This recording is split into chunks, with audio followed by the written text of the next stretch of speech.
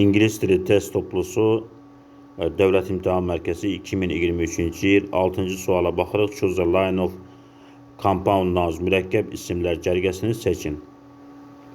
A bəndində ice cream, pen name, kingdom.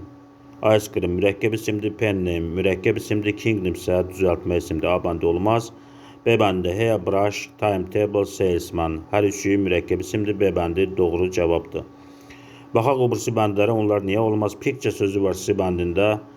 Ona görə o sadə isimdir, olmaz. C bəndi səhvdir. D bəndində foundation var. Foundation da mürəkkəb isim deyil.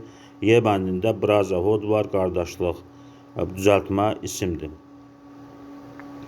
Ona görə doğru cavab B bəndidir. 7-ci sual choose a line of compound nouns. Mürəkkəb isimlər cərgəsini seçin.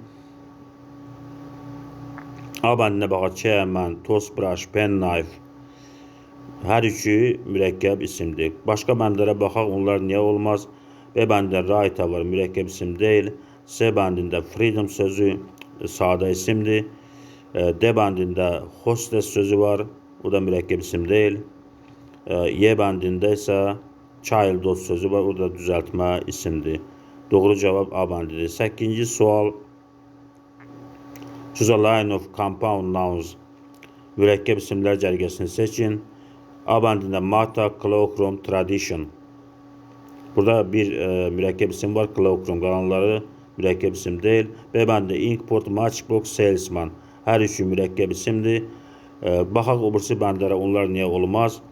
C bəndində application, bathroom, oilfield. Application düzəltmə isimdir, ona görə olmaz.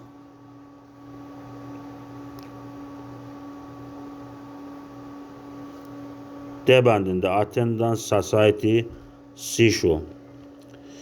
Attendance sözü düzəltmə isimdir. Ona görə D bəndi səhvdir. Project, Y bəndində project sözü sadə isimdir. Ona görə Y bəndi də səhvdir. Doğru cavab B bəndi. 9 ilə 10-un cavablarını şərtlərdə, kommentlərdə yazarsınız. 9-cu sual choose a compound nouns, mürəkkəb isimləri seçin. 10-cu sual choose a compound nouns, mürəkkəb isimləri seçin. Bu videonun altında şərtlərdə cavabını yazarsınız.